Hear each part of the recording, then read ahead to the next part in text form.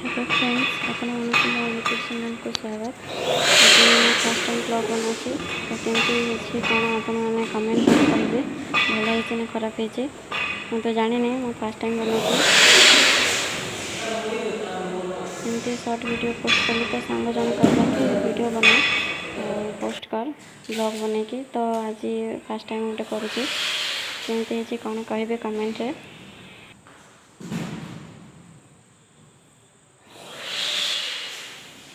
आम ये बुलवा जाइलु भवानीपाटना गोटे चर्च अच्छी गोटे स्कूल भर अच्छे से बहुत ही भल जगह है।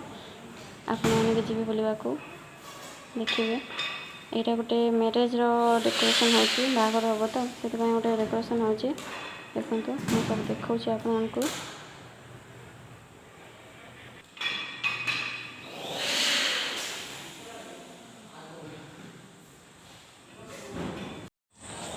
किसी लोग अच्छा प्रार्थना कर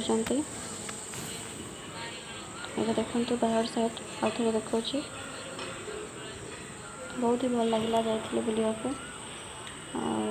आपण मैंने भी जानते देखिए रे किसी टाइम भल लगे।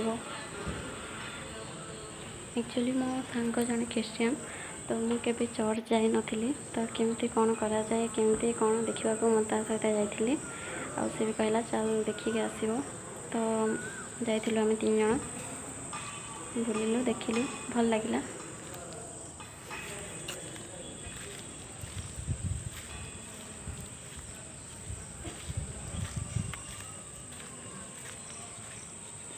संध्या हो जाता तो से डेरी नक बेसी टाइम रही पलि आसलु।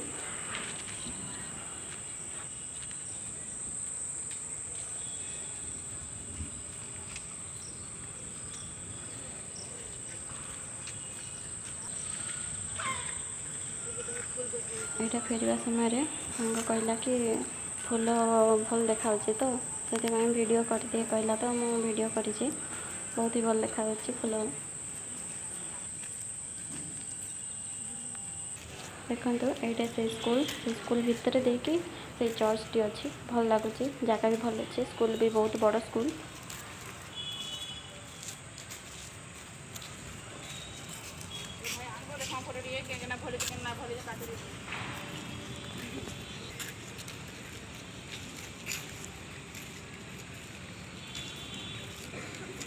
इवनिंग टाइम रे व्यूजटा भल देखा जाता तो से सीनरीटा को वीडियो करी आपण मानक देखे बोली। तो देखंतु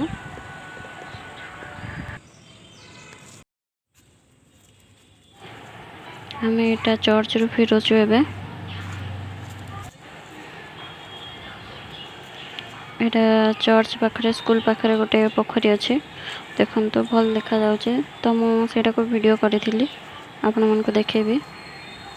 देखो ता सामना रे मेन रोडटा अच्छी और मार्केट भी अच्छी बहुत इवनिंग रो से व्यूटा बहुत भल लगुला से वीडियो करी। जदि आपण मानक वीडियो भल लगी लाइक करेंगे कमेंट करेंगे सब्सक्राइब करेंगे खराब कमेंट करेंगे। Thank you.